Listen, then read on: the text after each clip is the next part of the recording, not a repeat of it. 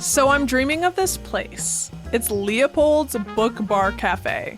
It's the dreamiest bookstore, cafe, and cocktail bar combo you'll ever find. And it's right here at 1301 Regent Street. They've got the latest books from around the world, wines to sip or take home, and live jazz, plus open hours until midnight most nights of the week. You can grab a drink or dessert and just kick back at Leopold's.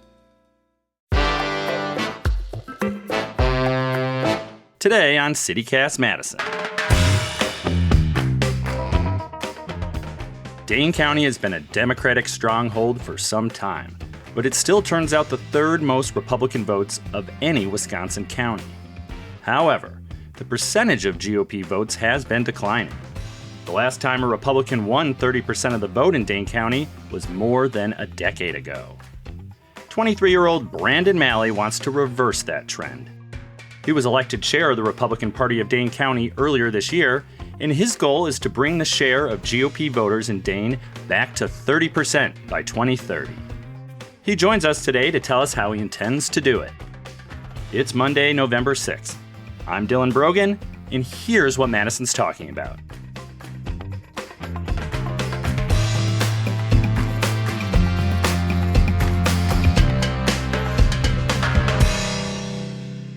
Brandon, thank you for joining me today. Thanks for having me on. So you moved here from Florida in April 2022 to work on Senator Ron Johnson's re-election campaign. Less than a year later, you're chair of one of the most important county parties in the state. So how'd you win over those party loyalists so quickly? So I'm probably the only guy that's going to move from sunny, warm state of Florida to experience snow on Halloween up here. But I moved up because Ron Johnson was one of the, if not the most vulnerable Senate Republican incumbent. I wanted to make sure he would get through. I've worked on a lot of campaigns before, and in Florida, the campaigns were always, win or lose by a point. Wisconsin is now that state that every election we're winning or losing consequential races by a point or two. So I moved up here. I was a regional field director for the party. And things didn't go quite our way. We lost the close attorney general race. We lost the governor's race. Johnson did get through, though. So I decided to run for chair, test out the relationships that I had built in less than a year here at that point. And I discovered there was a big appetite in the party, especially in our blue areas, to do better, to do more, to raise more money, to take a stand on more of the issues. And actually, on the day that I was elected, there was a wave across the state. Milwaukee Republican Party leadership changed as well. Saw a change in Dane County, some of the other counties, Ozaukee flipped. And the way I was able to do it, that we recruited a lot of new people. We weren't tapping into the space that we had. A lot of people don't realize that Dane, the third largest share of Republican votes in the state, and that you can't just ignore it and expect to win statewide elections. So we said, let somebody else and let a brand new board pretty much try things differently. Because the old mantra was, don't rock the boat. You're going to get Democrats to vote, but Democrats are pretty much maxed out in Dane County. So we're trying something a little bit different. Oh, I like that. Don't rock the boat. So you're here to rock the boat in Dane County. We're here to rock and roll. All right. Well, Democrats certainly regard Dane County as a blue wall against Republican victories in statewide elections. That's proven fairly successful, notable exception of Senator Ron Johnson. So what do you think the Republican Party of Dane County can do to reverse this trend of Dane County playing such an important role in Democratic victories? Well, we need to be everywhere, right? All of this starts on a local level. You're not going to get national investment without local investment, right? So everything starts from the ground up. A competent county party that brings more people and more resources in. We need to get some more local common sense candidates elected. I'm not talking about ultra conservative. We have to be practical because this is Dane County. Just common sense individuals that are fiscally conservative. And frankly, on a local level, you don't need to talk about building a wall. You don't need to talk about what's going on in Israel or Ukraine. We can keep the focus very local, win some races, and get Republicans energized, because there are a lot of Republicans in Dane County that don't vote because they just assume that this is the blue wall, their vote doesn't matter. And really, we're breaking potential Republican statewide victories by not turning out all of our voters here. So we need to get some local candidates elected, and then we need to bring in statewide and national investments, just like the Democrats do. This is a very important area. You have to invest in the media market here. Ron Johnson did just enough. Tim Michaels did not do enough. He was barely in the Madison media market after the primary. Well, let's talk about those local issues. So what local issues do Republicans in Dane County care about?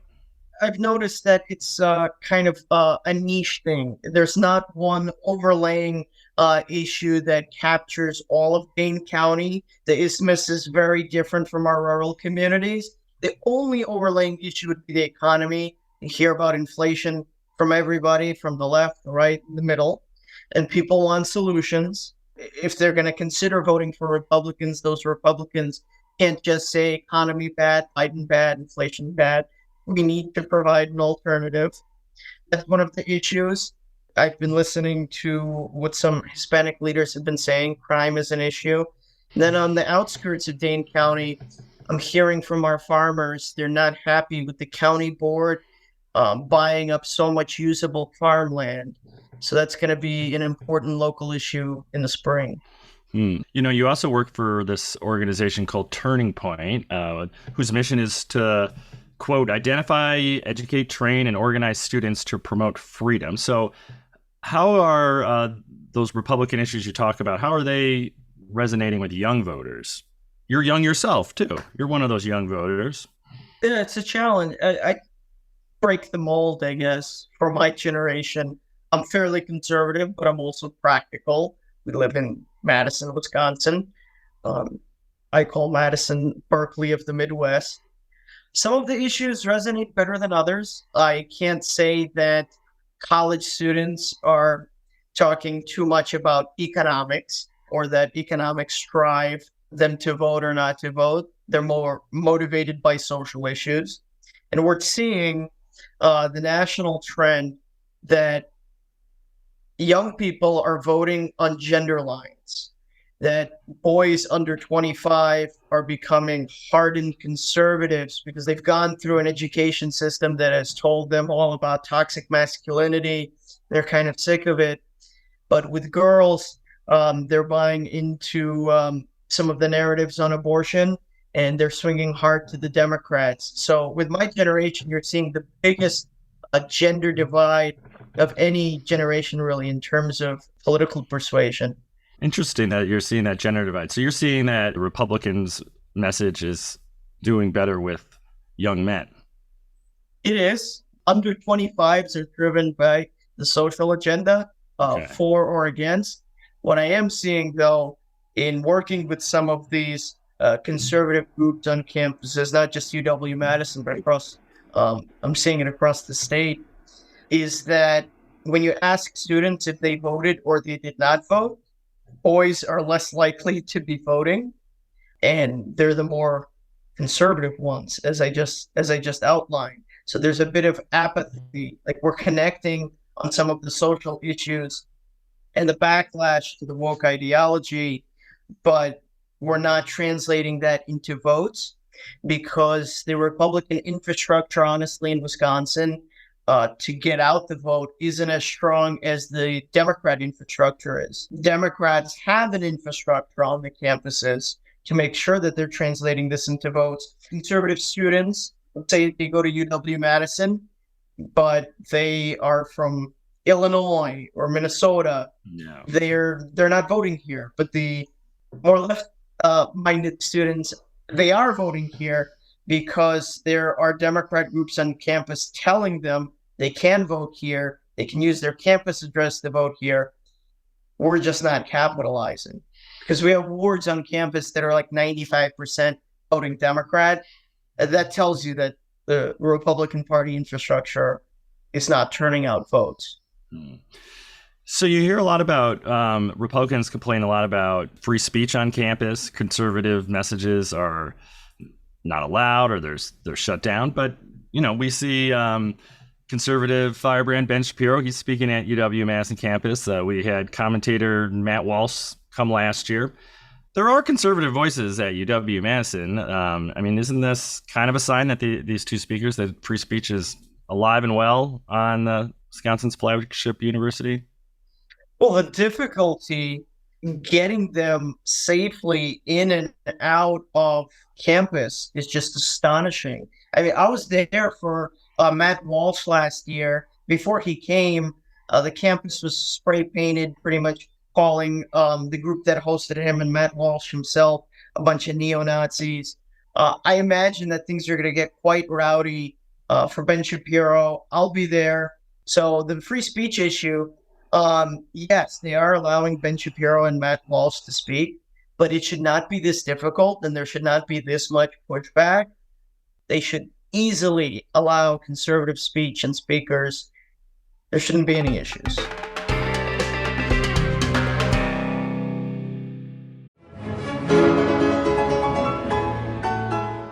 The Wisconsin Chamber Orchestra's Masterwork season kicks off on November 10th. Join them at the Overture Center for Majestic Brahms with award-winning guest pianist Maxime Landau, making his debut at the Capitol Theater. Landau returns to Madison after performing at Concerts on the Square last year. The season opens with Symphony No. 13 in D by Haydn, followed by the ever-popular Love's Labor Lost Suite by Finzi, and closes with Brahms' mighty Piano Concerto No. 2 in B-flat major, played by Maxime Landau. Don't miss your chance to see a pianist who in his early 20s is quickly becoming one of America's greats. Tickets are available at overture.org/WCO. That's overture.org/WCO.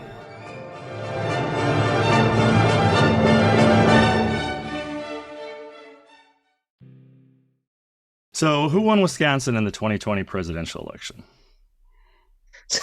Who won Wisconsin? Yeah. Well, the 10 electoral votes went to Joe Biden. Joe Biden won by about 20,000 votes, which is about the same margin that Trump won by in 2016. It was 23,000 votes. We're a close state. But there are some legitimate issues with how we're conducting our elections.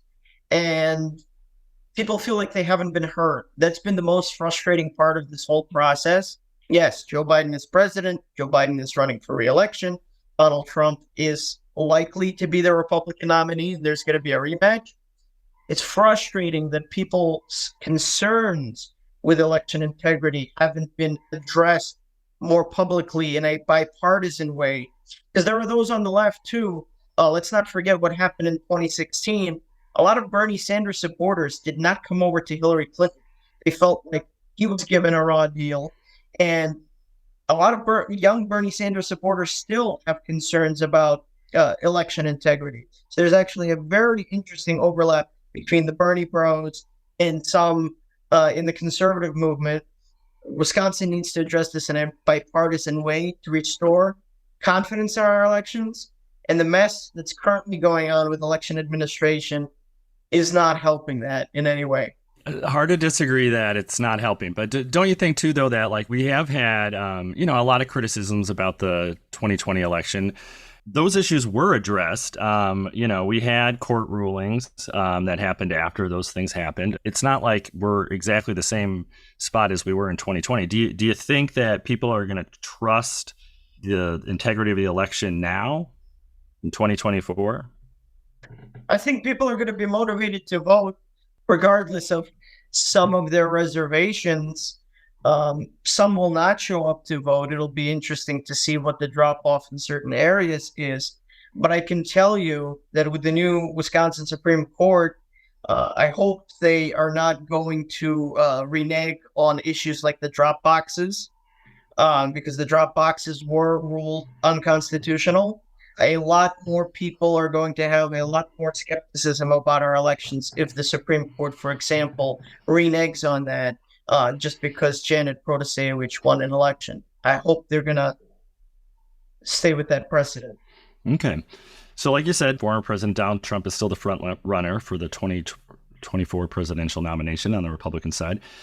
What makes you think the outcome in Wisconsin will be any different this time around?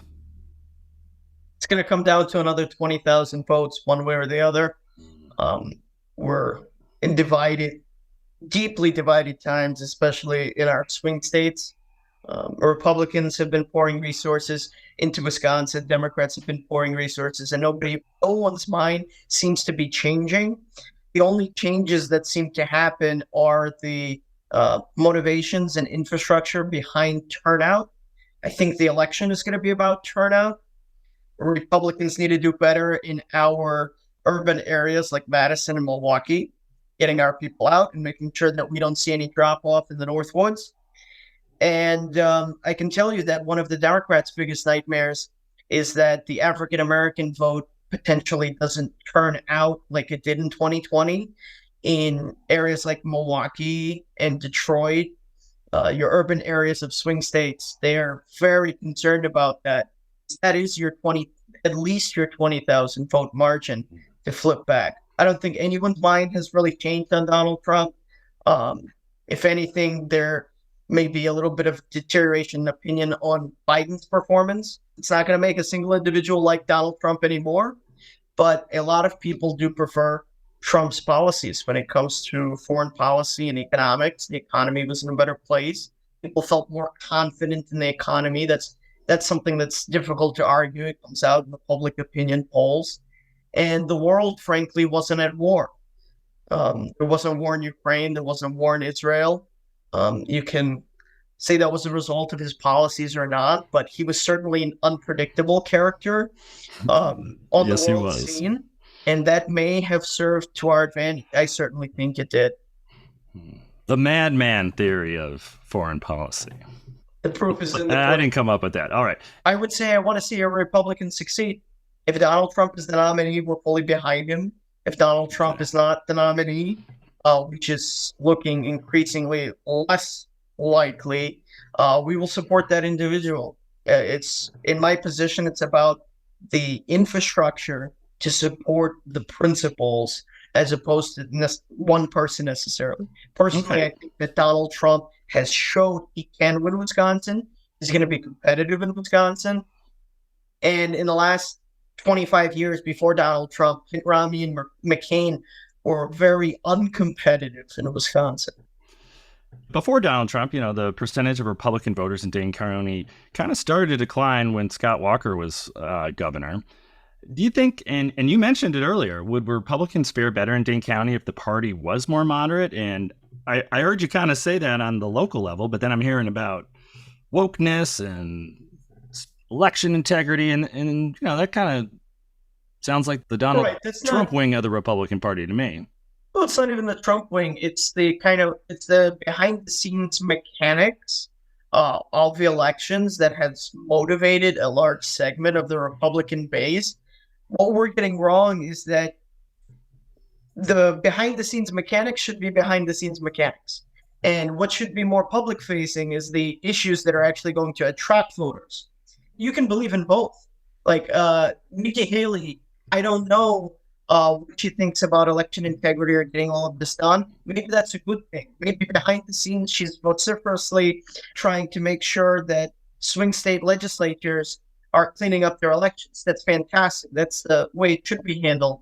But somebody like a Nikki Haley would probably do better in Dane County, only if she were the nominee and she actually invested here, would she do better.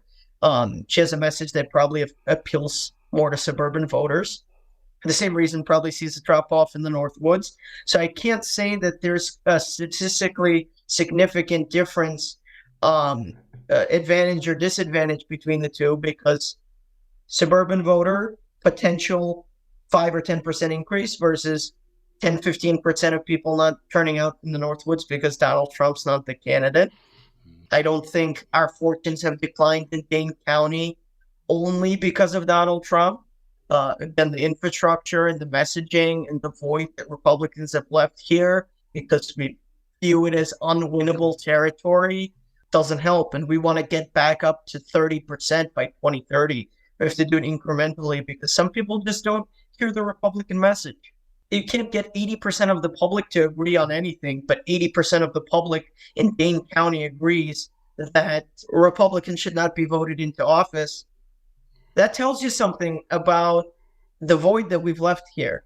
My whole campaign for chair was, we cannot leave this void any longer, whether Trump's the candidate or somebody else.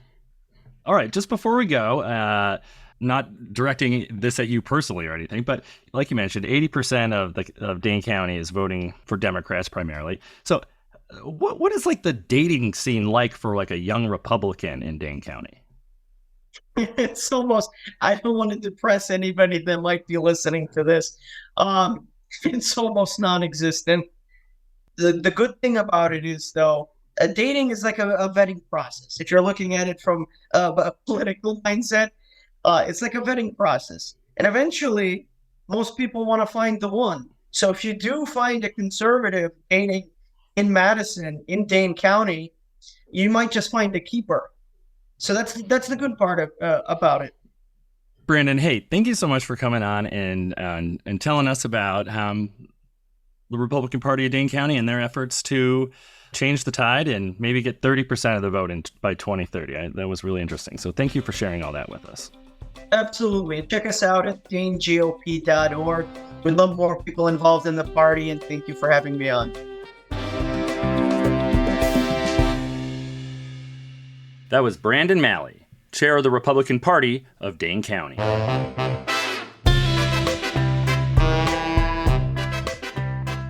And here's what else Madison's talking about. Public records. The Madison Police Department has settled an open records lawsuit brought by local journalist Bill Leaders. The department has agreed to pay $3,000 for court costs, damages, and attorney's fees for not turning over public records in a timely manner. The department also produced records related to the suspension of a police sergeant. Leaders published an analysis in Isthmus newspaper last Friday. And the Dane County Board has approved $19 million for a new state-of-the-art election center, which included purchasing the old Ale Asylum Brewery off Packers Avenue. Dane County Clerk Scott McDonnell estimates it will take about 2 years before his office fully moves into the new location. The county will begin using the brewery's warehouse to store election equipment as soon as next year. That's all for today here on CityCast Madison. I'm Dylan Brogan. If you enjoyed the show, why not share this podcast with a Dane County Republican? There's still around 80,000 of them out there. We'll be back tomorrow morning with more news from around the city. Until then,